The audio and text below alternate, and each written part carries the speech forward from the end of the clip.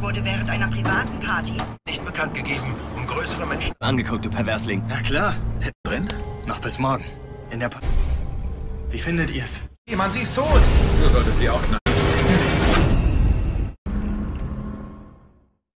Halo Sobat Milover, selamat datang di channel Micha Movie. Kali ini Micha akan merangkum alur cerita dari film The Corpse of Anna Frisch yang dirilis pada tahun 2015. Film ini menceritakan tentang Paul dan kedua temannya yang bernama Ivan dan Javi. Mereka tertarik untuk melihat jenazah wanita muda yang bernama Anna. Dan inilah awal dari segala malapetaka itu. Di ruang jenazah, Ivan dan Javi memperkosa mayat Anna yang aduhai. Tanpa bertele-tele, mari kita simak alur ceritanya. Jangan lupa subrek.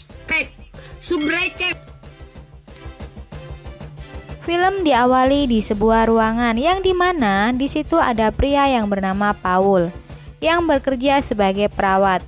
Dia bertugas untuk mengawasi dan memandikan mayat. Pada saat itu, Paul berkesempatan untuk menangani sesosok mayat perempuan cantik. Dan diketahui sosok tersebut adalah Anna Frisch, seorang artis yang sangat terkenal pada saat hidup. Paul pun langsung memfoto Anna dan mengirimkan pada teman-temannya.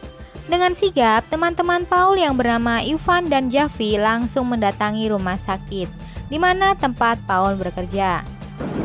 Calmen. ¿Puedes avisar a Pau, el celador? Escucha, es una catequina. Míralo. ¿Qué dice?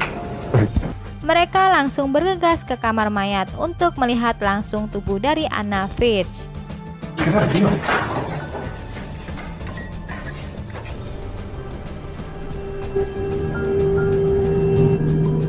Melihat tubuh Anna yang aduhai, Ivan pun langsung berpikir untuk bermantap-mantapan dengan mayat Anna.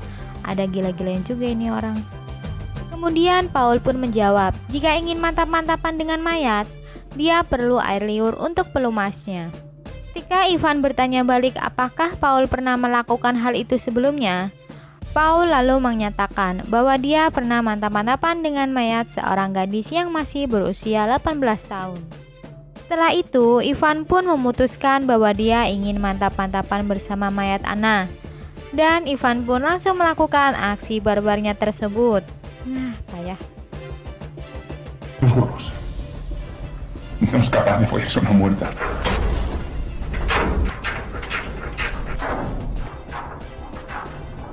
Paul yang tak mau ketinggalan, dia juga ikut gabung dengan Ivan.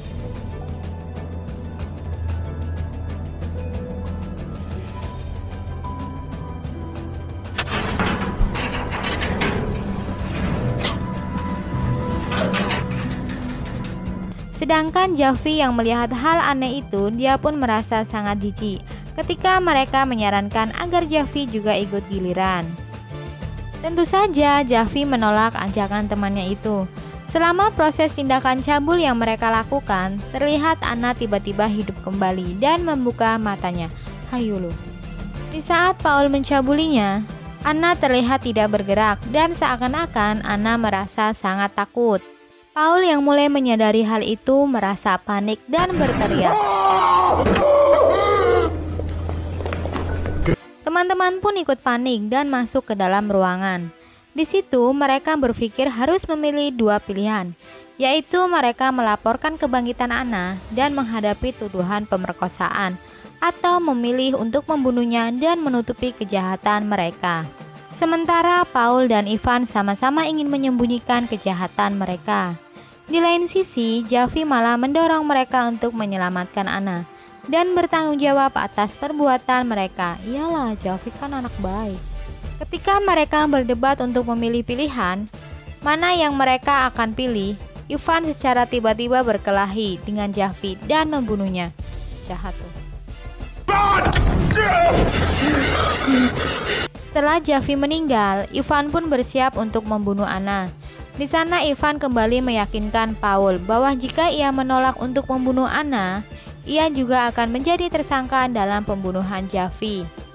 Dan jika Javi tak dibunuh, dia tidak mungkin tutup mulut atas kejahatan yang telah mereka lakukan. Setelah berselisih, mereka pun memutuskan untuk membuang tubuh Javi dan memasukkannya ke dalam tong sampah. Lalu membuangnya ke tempat yang aman, sehingga tidak ada barang bukti yang tersisa. Sementara Ivan membuang barang bukti, Paul membersihkan tubuh Anna dan menutupinya dengan kain putih. Di saat ia akan pergi, Paul memberitahu Anna untuk berpura-pura mati. Dan di sini terungkap bahwa Anna masih hidup. Kemudian Paul mencoba menyembunyikan hal tersebut dari Ivan. Setelah Ivan kembali, mereka berdua langsung bergegas meninggalkan ruangan itu. Sesampainya di depan lift, ketika Ivan mengecek dompetnya, dia menyadari bahwa dia lupa jika kartunya tertinggal di kamar mayat. Paul mengatakan jika dia akan mengambilkannya. Namun Paul tidak berhasil meyakinkan Ivan untuk pergi. Dan Ivan pun kembali ke kamar mayat untuk mengambil kartunya. Sayangnya, di saat Ivan membuka pintu, ia malah melihat Anna yang sedang mengenakan pakaian rumah sakit. Ivan yang tersadar jika Paul telah membohonginya, mulai menuduhnya sekongkol untuk melimpahkan semua kesalahan pada Ivan. Paul memberitahukan bahwa dia tak peduli lagi jika ia masuk penjara. Di tengah-tengah perselisihan mereka, Anna tiba-tiba menyelinap di belakang Ivan dan menusuknya berkali-kali hingga Ivan mati kehabisan darah.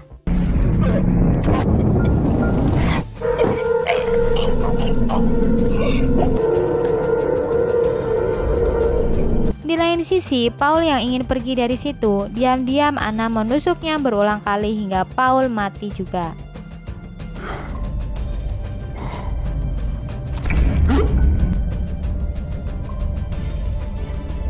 Dan kemudian di ruangan mayat, Anna menatap dengan tatapan yang kosong sambil bersender di tembok. Kemudian film pun selesai. Oke, jadi seperti itu ya guys ceritanya. Mohon maaf jika ada salah kata-kata dalam penyampaian. Terima kasih sudah melihat dan mendengarkan. Jangan lupa subscribe, like, dan komen. Ditunggu video selanjutnya ya guys. Dadah. Während einer privaten Party. Nicht bekannt gegeben, um größere Menschen. Angeguckt, du Perversling. Na klar. Drin? Noch bis morgen. Wie findet ihr's? Jemand, sie ist tot. Du solltest sie auch knacken.